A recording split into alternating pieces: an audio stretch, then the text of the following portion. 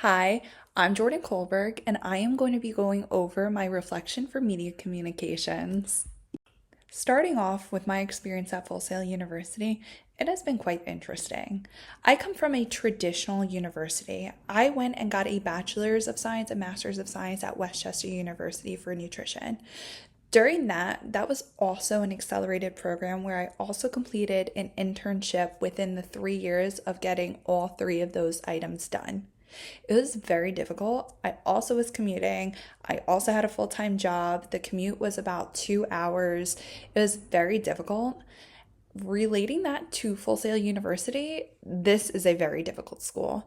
I almost would rather do the other school than this one in some instances.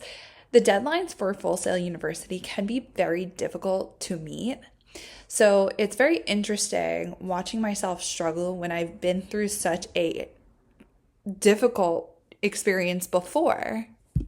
Part of the issue was the fact that work was not easy by any means this month. We have people going on vacation, and then on top of that, there was some issues with our census.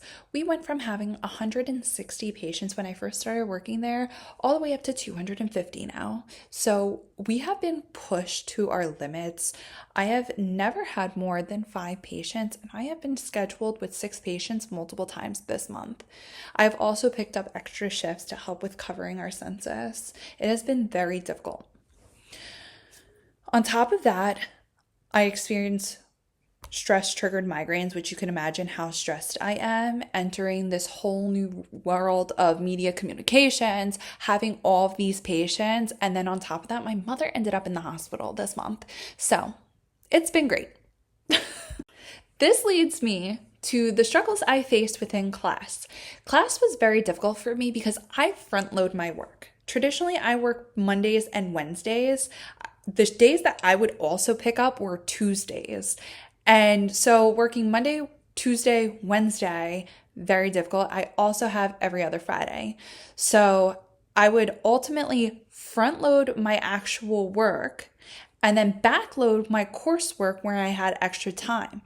Between juggling all these things, I'm also a mother, and camp also started, and I actually have to pack lunch now. So that was not easy either, because normally I relied on school lunches. And as a dietitian, you're probably like, Jordan, this should be easy for you. It's not. She is picky. It's picky eaters. It doesn't matter if their mother is a dietitian, they still will be picky. Which, going on deadlines, I had 2 classes this month, which I don't know if that's typical for everybody, but double the deadlines was killing me. And I would have to like squeeze in the Tuesday deadlines for the other class as well at the beginning of the week. It was very hard this month, completely difficult. However, with areas that I did pretty good in, I was very proud of myself on doing those infographics. I had never been good at infographics before. They usually end up all distorted with all the information I traditionally try and fit in there. I would do infographics when I was an intern quite frequently for WIC and for a few other places like the private practice I did an internship with, and they were not good. I forced myself to really put in practice because I want to get better at infographics so I can start making better handouts for my clients when I attempt to open up my own private practice here in September. But I really wanted to do good with the infographics and then also applying the feedback that you were giving me. You provided excellent feedback, and I really appreciated every single detailed information that you wanted to provide to me to be able to do better, push my limits, all of that.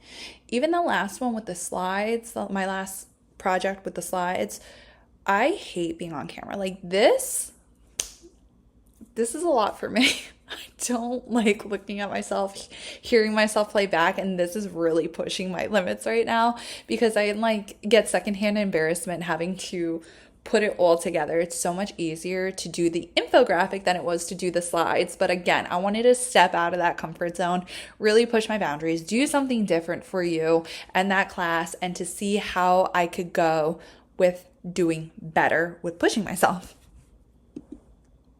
Moving forward, My plan, especially now that I have my launch box, which I just got yesterday, actually, fun fact, is to learn Adobe because I don't want to be limited to Canva and all that they have. Even though it is a fantastic program, Adobe is going to be so much better to be able to put my creative spin because I do feel like you're very limited with Canva.